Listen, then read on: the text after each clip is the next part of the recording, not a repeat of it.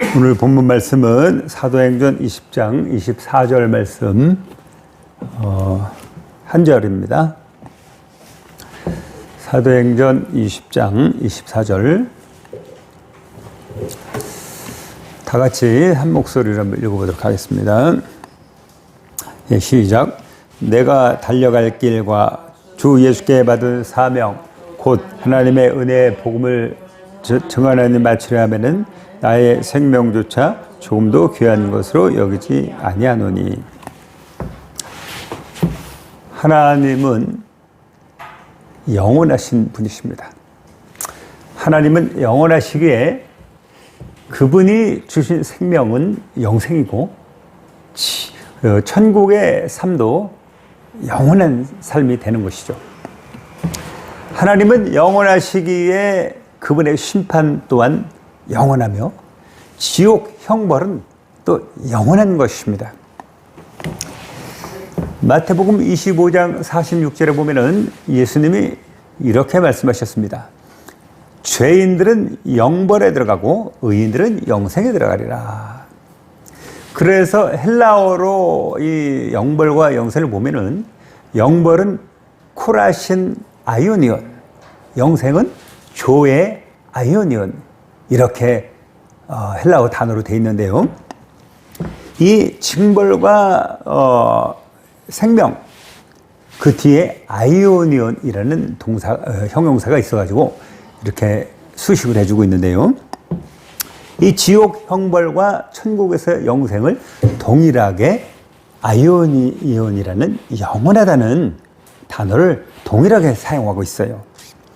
그러니까 하나님이 주신 천국이 영원하고 우리가 그곳에서 영생을 누린다면 지옥 형벌도 영원하고 그곳에서 영원한 고통을 당한다는 것이 바로 성경의 말씀인 것이죠. 예수님께서는 또한 마태복음 9장 마가복음이죠. 9장 48절에 이렇게 말씀하고 있습니다. 지옥에는 그곳에는 되어 있지만 그것이 지옥입니다. 지옥에는 구더기도 죽지 않고 불도 꺼지지 아니하노라.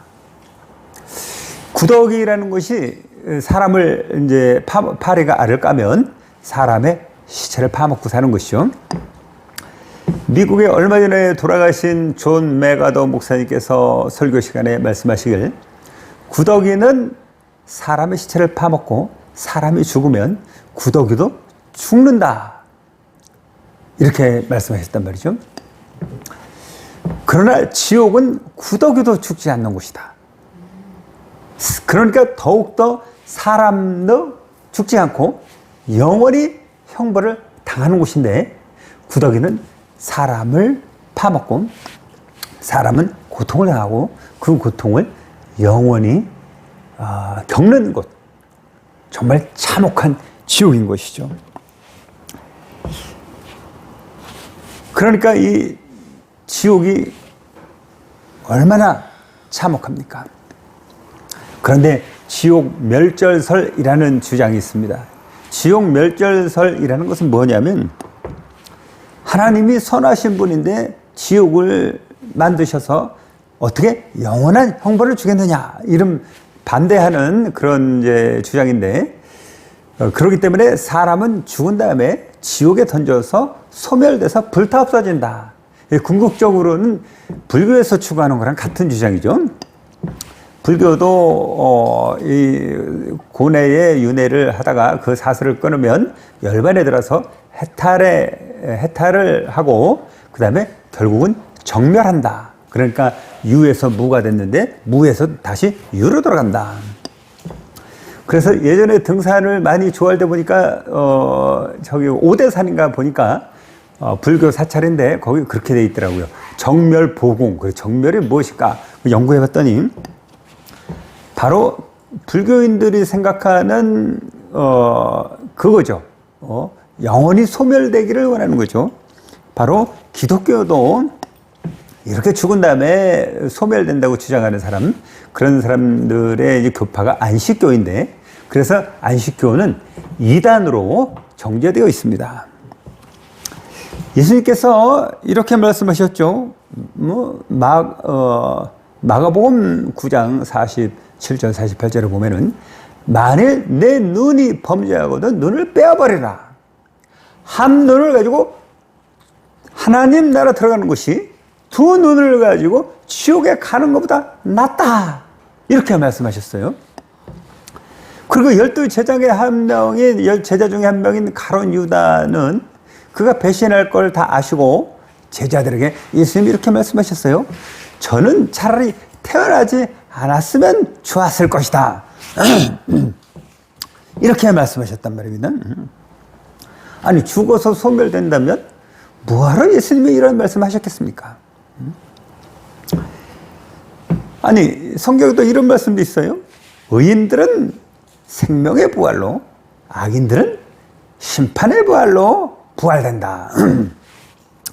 죽어서 소멸시킬 존재라면 굳이 심판을 하고 굳이 그 다음에 지옥을 보내고 이럴 필요가 없겠죠.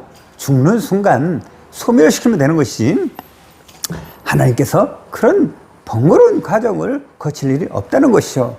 이것으로 보건대 아이오니언이라는 단어를 쓴 것은 정말 합당하고, 죽은 다음에 우리의 인생은 이 세상에서 짧지만 죽은 다음에는 바로 영원한 형벌이, 영원한 고통을 주는 형벌이 영원히 있는 것입니다. 하나님의 영광의 아들을 거부하고 그를 반대하고 순종하지 않은 자에게 의로우시고 공의로운 하나님의 정당한 심판이 되는 것이죠.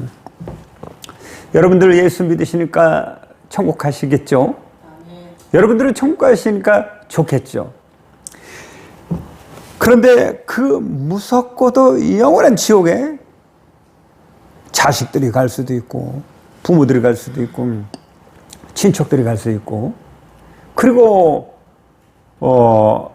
많은 지인들이, 사랑하는 사람들이 그 영원한 지옥에 갈 그런 비극적인 운명에 처해 있는데, 여러분들 정말 아무렇지 않으십니까? 그 사람들은 그렇게 해요. 사업이 성공하니까 좋아합니다. 돈 벌었다고 아주 힘이 들어가죠, 어깨에. 좋은 승용차를 타면 아주 폼 잡기 좋고, 그러고 다니지만은 이 세상에 사는 동안은 그렇게 살지 몰라요. 그러나 죽은 다음에 영원한 지옥에 가는 걸 생각한다면 그들이 참으로 불쌍하지 않겠습니까? 그들의 지옥 가는 것이 참으로 안 되고 안타깝지 않겠습니까? 여러분들 예수 믿지요? 구원 받았다고 생각하시죠?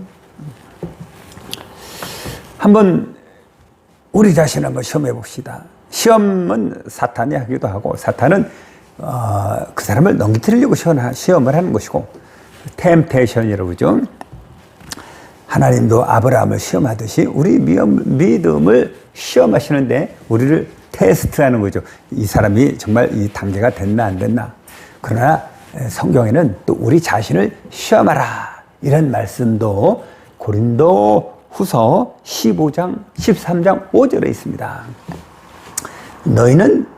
너희가 믿음 안에 있는가? 너희 자신을 시험하고 너희 자신을 확증해라. 예수 그리스도가 너희 안에 계심을 너희가 알지 못하느냐? 그렇지 않으면 너희는 버리운 자니라. 이렇게 말하고 있어요.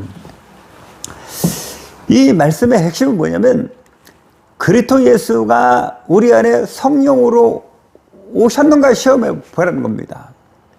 그리스도 예수, 성령께서 우리 안에 오순절 때 약속하신 그 성령님이 우리 안에 계시면 예수님이 우리 안에 계신 거예요.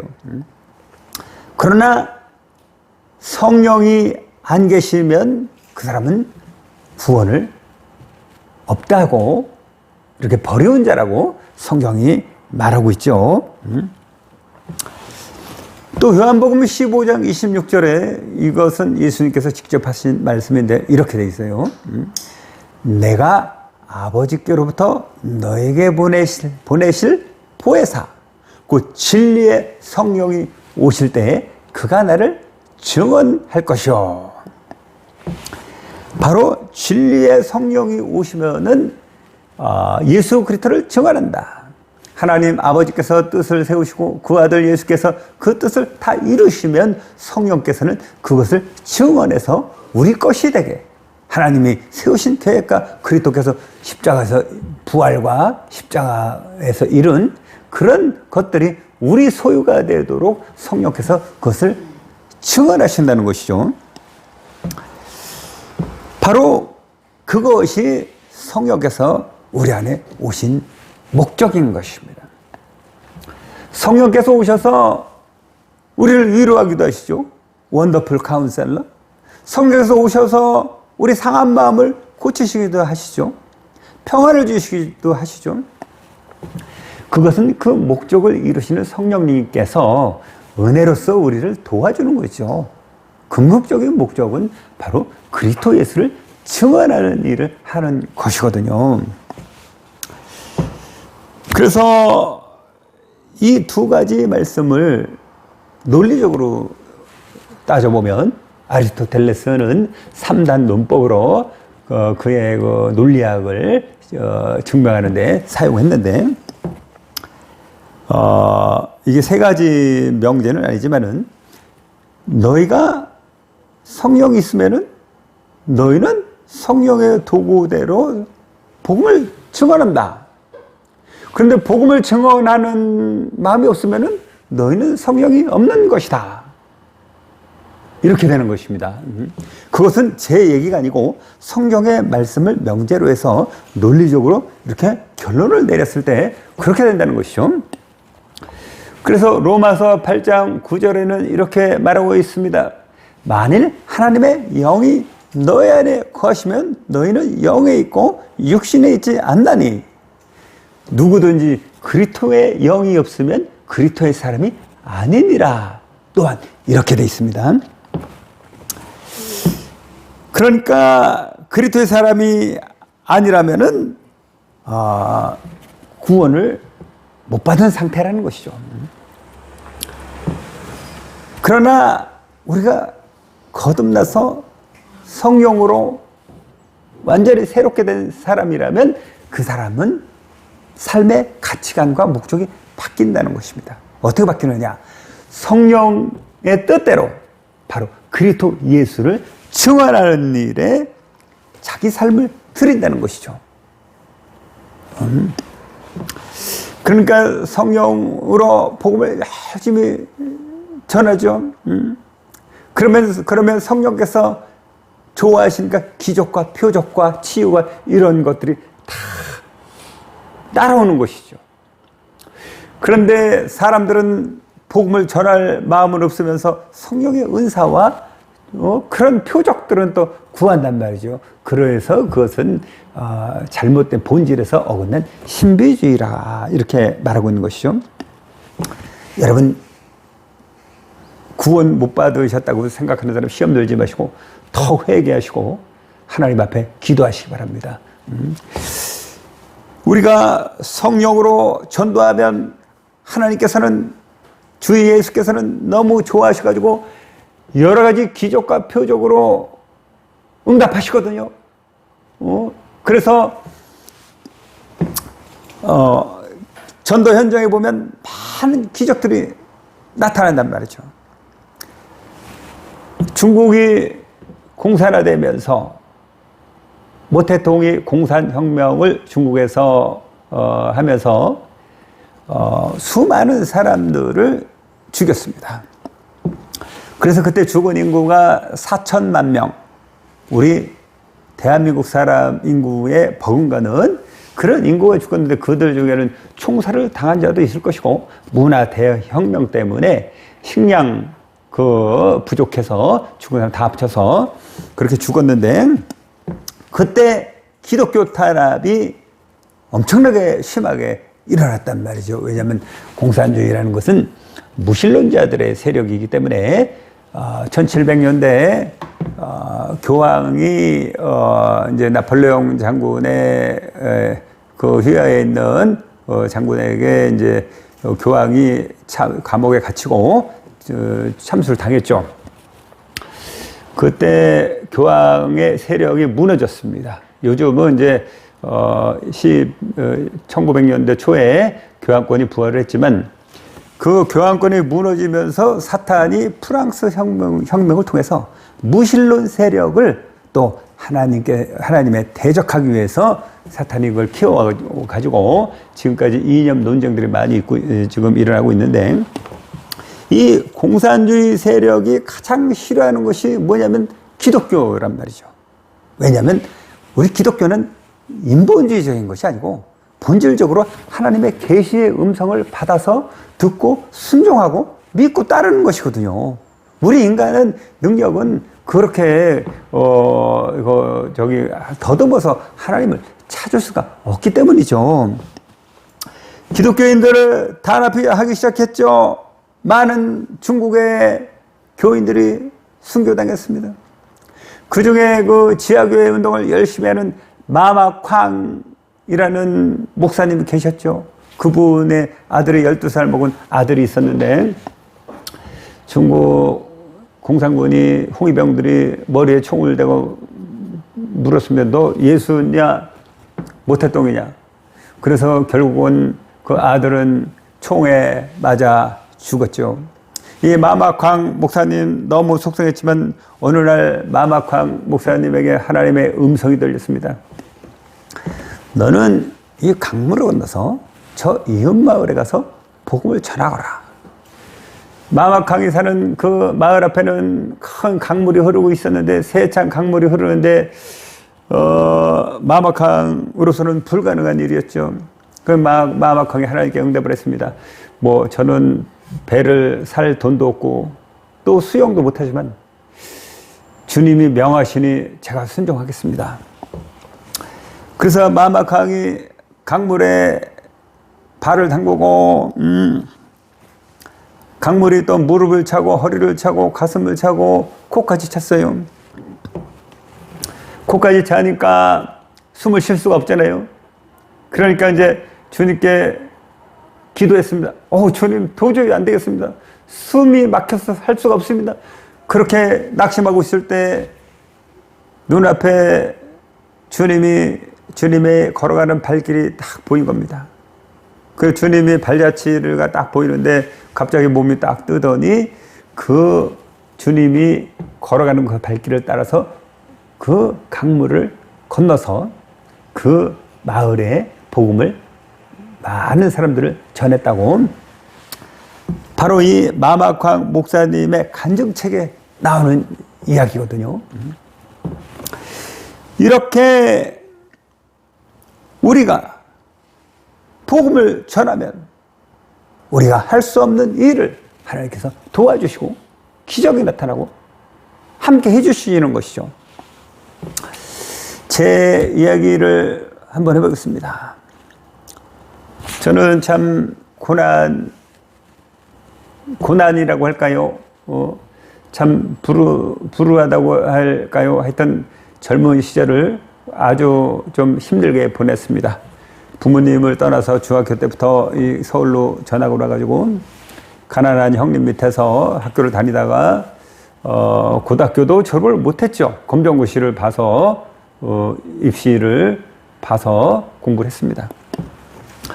그러다 보니 마음이 삐딱해졌죠. 그러니까 현실은 너무 힘들고 그러다 보니까 반항적인 태도가 자라기 시작했습니다.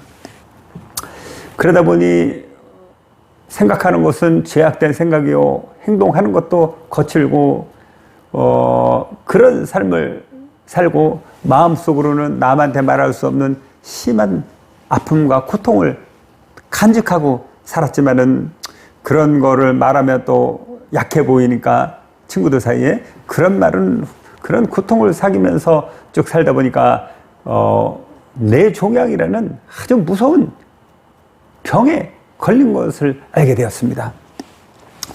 그것을 다 말하려면 너무 길기 때문에 간추리자면 그런데 이 뇌종양이 그냥 대뇌나 소뇌 이런 데 있으면은 수술하면 되는 거지만은 저는 그 위치가 아주 제일 안 좋은 부분, 뇌간 숨골이라는 곳에 종양이 있는 것이에요.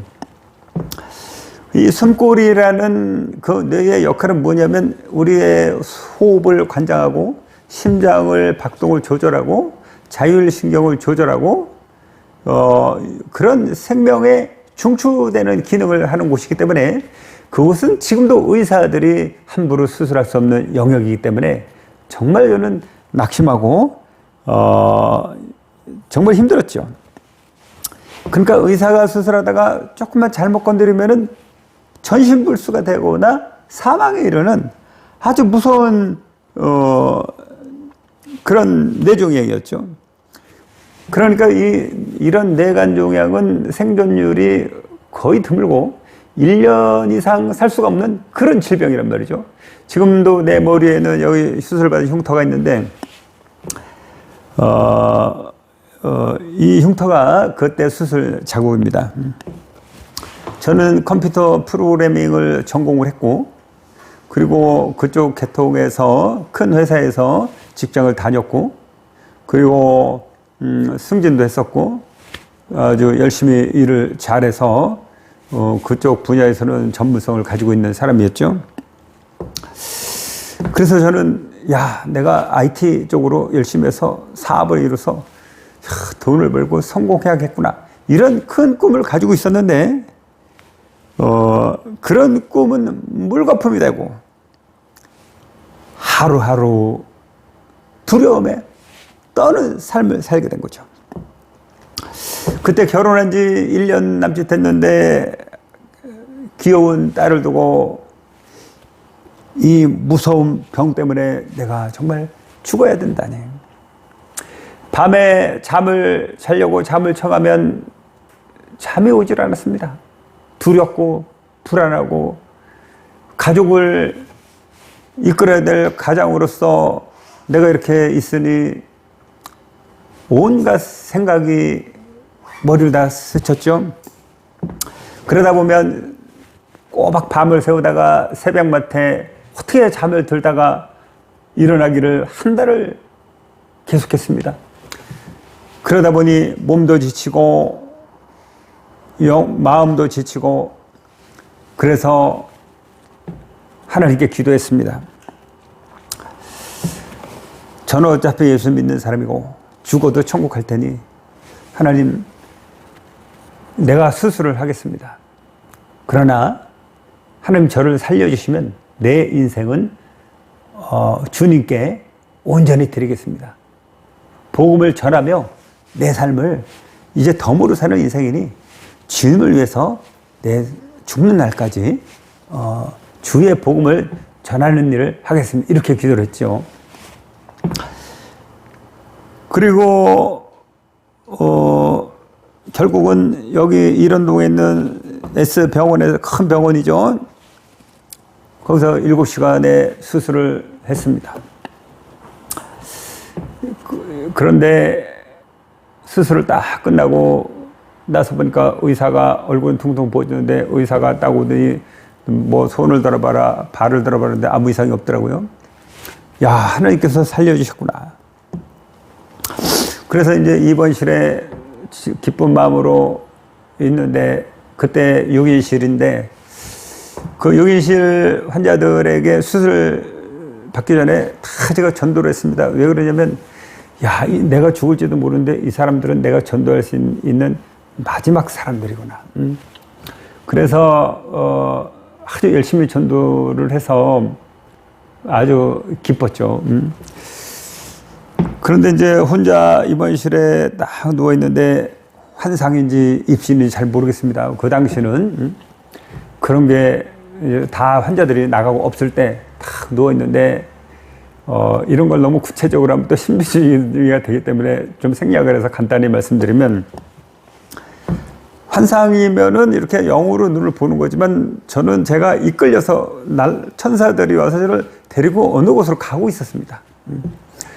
그리고 그곳에 갔을 때 저를 치료하는 그런 과정을 천사들이 수행할 의사 가운을 입은 천사들이 갑자기 또 나타나서 나를 치료하는 모습을 보여주었습니다. 그리고 저는 다시 돌아왔죠.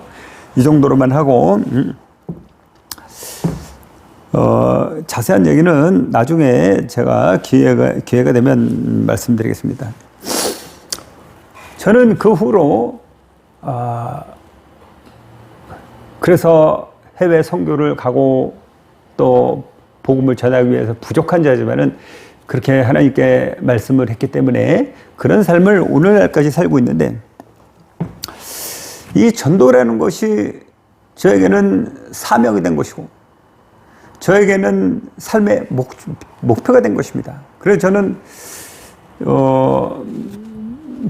별로 돈이 많지도 않으면서도 돈을 별 마음도 별로 가지도 않고 그냥 전도하고 이런 데만 관심 있고 그러다 보니까 오늘날까지 오게 됐는데, 그것은 나의 삶을 주님께 드린 결과이기 때문에 전혀 내 과거가 부끄럽지 않고, 오히려 그 시간에 내가 내 삶을 소비해서 이 세상에서 뭐 사업을 한다 뭐 한다 이렇게 했었으면은 내가 얼마나 주님 앞에 갔을 때 부끄럽고 그랬을까, 그렇게 생각해 보니까 지금도 그렇게 사는 삶이 너무나 감사합니다.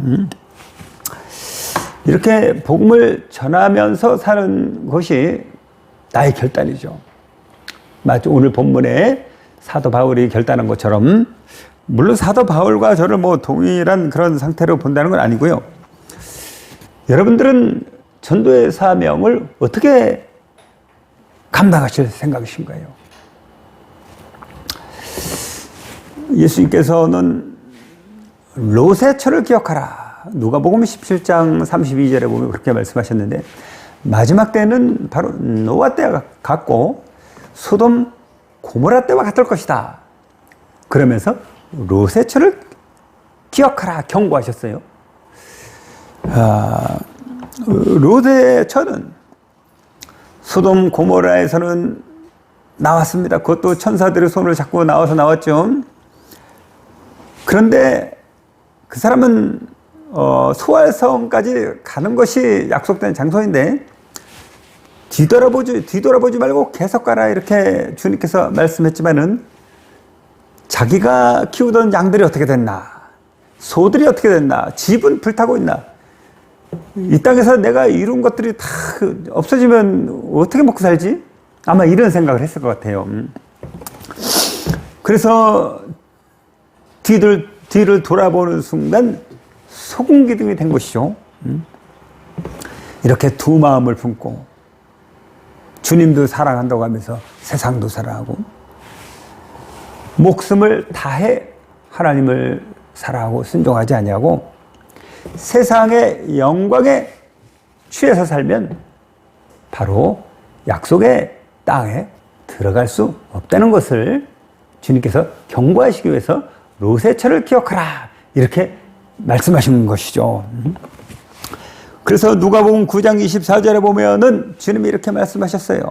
누구든지 자기의 목숨을 구원하고자 하는 자는 잃을 것이요, 누구든지 나를 위하여 자기의 목숨을 잃으면 얻으리라, 이렇게 말씀하셨죠. 그러니까 이것은 무슨 말씀이냐면 전심으로 전도해야 된다, 이 말이에요. 전도를 가장 우선순위에 놔야 된다는 거예요. 주님을 따르고 그분의 복음을 전하고 그분께 순종하고 그분께 충성하는 일을 이 땅에 사는 동안 가장 우선순위에 놓고 모든 것을 결정해야 된다. 이게 전심으로 하는 거죠. 전심으로라는 것은 우리가 전심으로 하나님을 사랑해야 됩니다. 그럼 무엇이 전심이냐?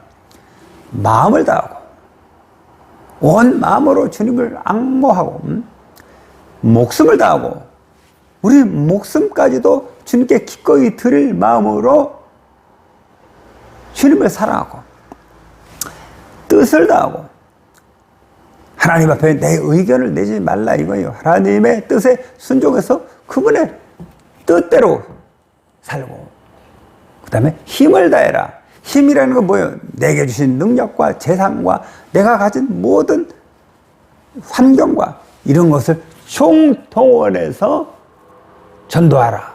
사랑하라. 이게 바로 전심으로 하는 것입니다.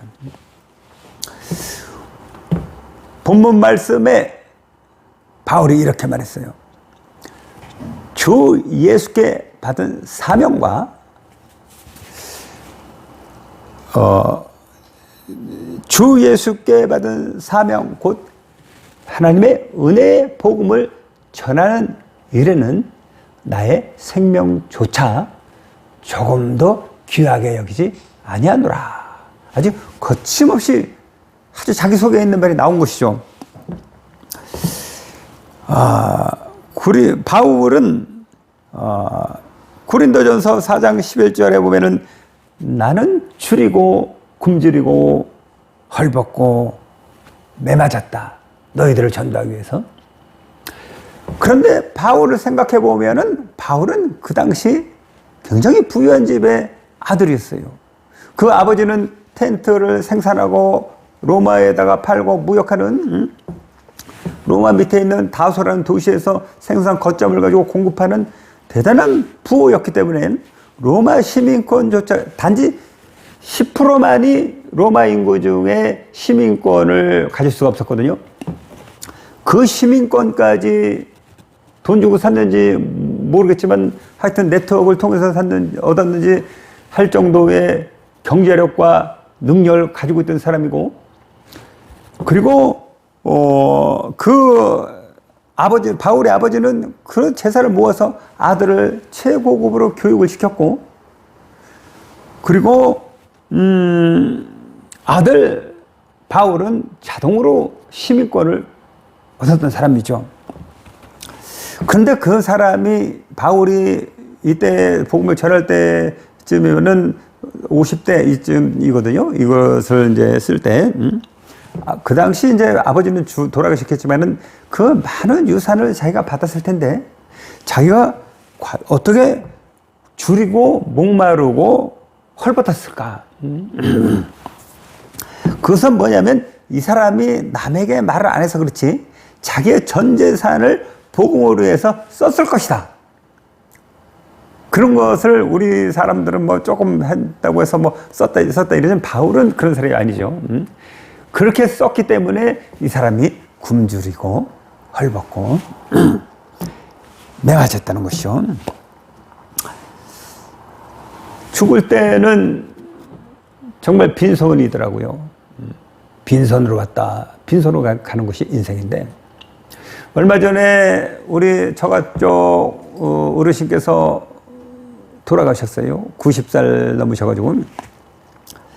그런데 그분 얘기를 우리 장모를 통해서 들을 때는 뭐 젊을 때부터 멋쟁이였고 인물도 좋았고 뭐 화류계에 진짜 춤도 잘 추는 그런 사람이라고 잘 나갔다고 쉬운 말 그랬다고 얘기를 많이 하시는데, 그렇게 집안도 좋고 그런 분이지만은 죽을 때 보니까 완전히 앙상한 뼈만 남아가지고 해골만 남아가지고 너무나 비참한 모습으로 요양원에서 죽는 것을 우리 집사람이 보고 와서 저에게 말해줬는데, 여러분 세월은 화살처럼 빠르게 지나갑니다. 우리가 젊은 것 같지만 벌써 50대 60대가 되고 잠깐 있으면 70대 80대 되고 이럴 수 있고, 어린 나이 같지만 벌써 졸업을 하고 직장을 얻고 결혼할 때가 되고, 그런 사람들이 이 땅에서 5,000년 동안 우리 민족이 살았고 그들의 삶이 모두 비극으로 끝난 것입니다. 인간의 삶은 비극인 게 뭐냐면 먹고 살고 성공하기 위해서 사는데 다 병들고 굶고 죽더라. 이러니까 인간은 죄인의 삶은 어차피 결론은 비극인 것입니다. 아무리 노력을 해봤자. 그래서 사람의 연수가 70이요. 강건하면 80이라도 신속히 그 연수의 자랑이 수고와 슬픔뿐이요. 신속히 가니 우리가 날아가나이다. 세월이 막 너무 빨라서 우리가 날아가는 것처럼 빠르다 이 말이죠. 우리가 아무리 자랑거리 있는 것 같지만은 우리의 삶을 다 돌아보면은 수고와 슬픔뿐이라는 이 말씀이 맞아요.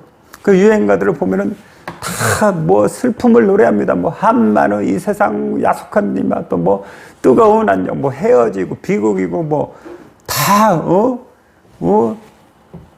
날 보러 와요. 나를 보러 안 오니까 그런 거잖아요. 모든 사람들이 바로 비극을 노래하고 그것을 공감해 주는 것을 예술이고 음악이라고 하고 있단 말이죠. 성령이 오신 목적. 이제 우리는 주님께 제대로 헌신을 해야 됩니다. 보이기 위한 헌신이 아니라 정말 하늘에서 보시는 하나님을 생각해서 그분을 바라보시고 진실되게 우리 삶을, 남은 삶을 드려야 되는 것이죠. 바로 성령이 오신 목적이 바로 우리 주 예수 그리스도를 그분이 우리를 위해서 죽으시고 또한 부활하셨다. 오늘 성찬식을 한 것처럼 그분의 십자가 피가 우리를 용서하시고 그분의 육체를 먹음으로 인해서 우리가 그분의 우리 십자가를 지고 주님께 순종하며 나가기 때문에 우리가 포도주와 빵으로다가 성찬식을 하는 것이죠. 바로 그것을 기념하라는 것입니다. 얼마 전에 죽은 개그맨이 계시죠. 그분이 다른 여자 개그맨이 열심히 전도를 했는데 전도할 때마다 야, 좀 철학을 공부해봐라. 철학이 재밌어. 이렇게 답변을 했다고 합니다. 그런데 죽기 한 달 전에 몸도 마비되고 입만 뻥긋할 때 그때 하나님을 알게 됐어요. 이제 유튜브에 보니까 그런 정보가 있더라고요.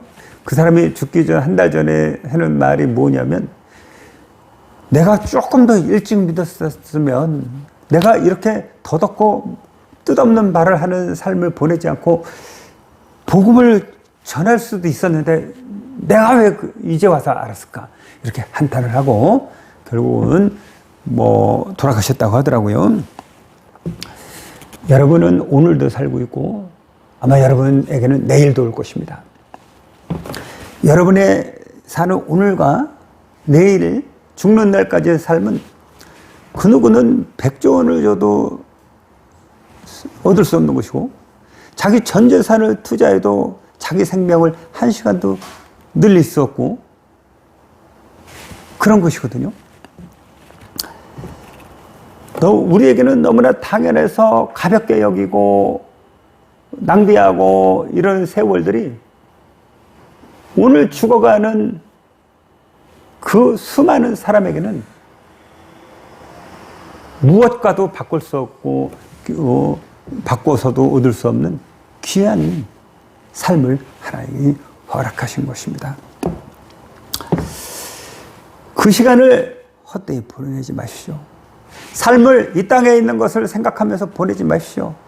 골로새서 3장 2절에 보면은 위의 것을 생각하고 땅의 것을 생각하지 말라 하셨잖아요. 성경은 어디 가나 다 동일합니다. 오늘 설교 들은 내용을 성경책에서 한번 다 확인해 보세요.